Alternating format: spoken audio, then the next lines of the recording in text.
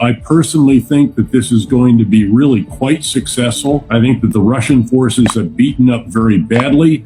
Will the spring offensive start in this month? Well, we're early in this month, and I think we can see, again, shaping operations. I think we can see setting of conditions. There are a couple of conditions that have been publicly acknowledged. President Zelensky noted that he had wanted some more armored systems, but it seems as if over the weekend he said that they have what they need. And then just having really firm ground so that tanks with tracks can go off-road, get off the roads, go cross-country without getting mired. That is not a trivial issue. If you run your 60-ton tank or 70 tons when the M1s arrive across country and they get mired in the mud and you have to do a recovery operation while being hammered by artillery, that is obviously not the ideal condition. I think that the offensive is going to be much more successful than many of the more pessimistic analysts have been offering. I think that the Ukrainians are very much ready for this. They'll be very distinct because they will be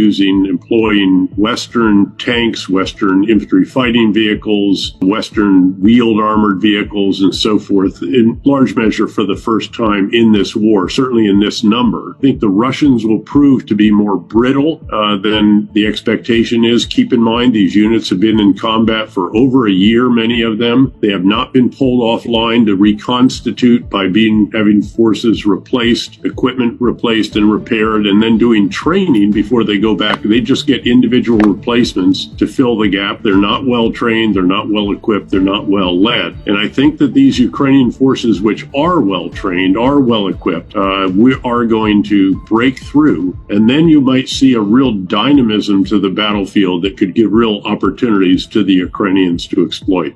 So the losses they've sustained have been enormous. They're bringing old tanks out of mothballs, essentially, out of storage, refurbishing them, pushing them into the battlefield. There are reports there are actually T-55 tanks, which really are just a post-World War II tank. That does not bode well for the Russians, and they've depleted some stocks of ammunition. They're certainly still hammering away at Kyiv. Every night that I was there were multiple air raid alerts and sirens, but the Ukrainians have really perfected their air defenses. They're taking down every drone and every cruise missile. It doesn't mean there can't be damage if the debris hits someone, which it did tragically. One night alone, there were 3 individuals killed. But they're very impressively protecting their capital and a number of the other critical locations of Ukraine. I don't know that there's a huge impact on the looming offensive. There's obviously an enormous impact on the citizens of the 80 towns and villages that have been flooded by this, on the livestock, on the zoo animals who tragically perished, other than the ducks and the swans, on the reduction in electrical generation, and on the impact on the water supply, which includes, by the way, that which goes to Crimea. This presumably was done by the Russians. There are public accounts that U.S. intelligence has indications that it was Russians. President Zelensky, of course, very publicly denied any involvement, and I cannot imagine that he would do that if there was Ukrainian involvement. So the real question in my mind is, was this just one more example of Russian incompetence? Because there were reports last week of some issues with that dam. There's so much water behind it and so forth. There were cracks or what have you.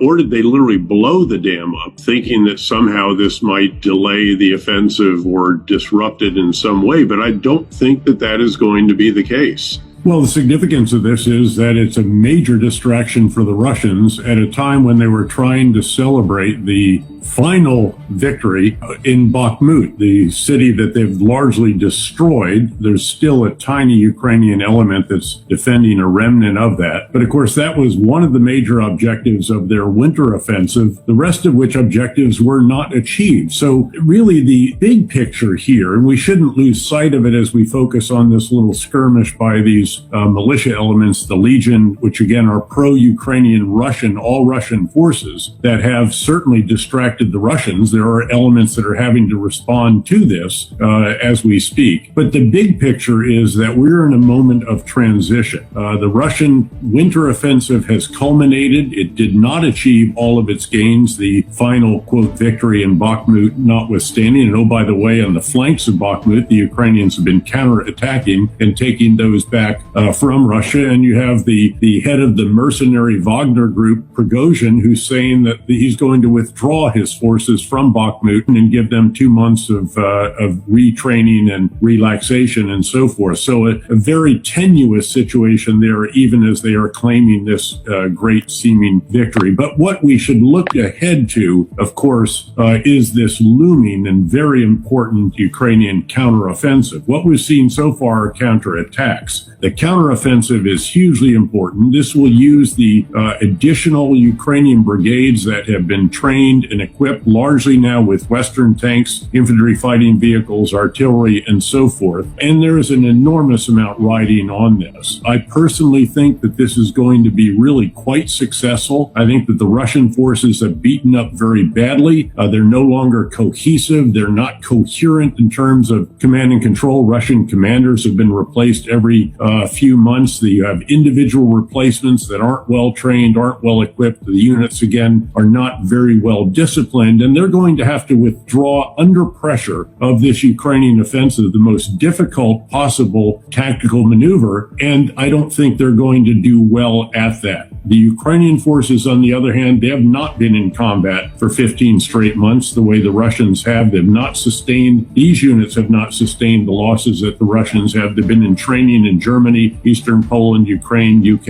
and elsewhere, and very well equipped, disciplined, cohesive, and of course they're fighting for Ukraine's war of independence. And so I think the implications of this are going to be very substantial. I do think that the Ukrainians are going to do better than a lot of analysts assess they will, and that's hugely important because of the overall importance of keeping Western support for Ukraine and ultimately convincing Putin that he's not going to be able to outsuffer the Ukrainians, the Americans, and the Europeans. I believe that we'll see for the first time in this war on either side the achievement of true combined arms effects. In other words, the results of tanks protected by infantry against anti-tank guided missiles, artillery and mortars keeping the enemy's heads down, engineers reducing the obstacles breaching these fortifications that the Russians have established, air defense keeping the Russians off the Ukrainians, electronic warfare jamming the Russians' already inadequate command and control facilities, and all orchestrated by very, very good Ukrainian command and control, and also using drones out over the Russians to attack them in depth with the precision munitions that the US and UK and others have provided. And this, I think, is going to break the front lines. Where they do this attack, I won't speculate on that,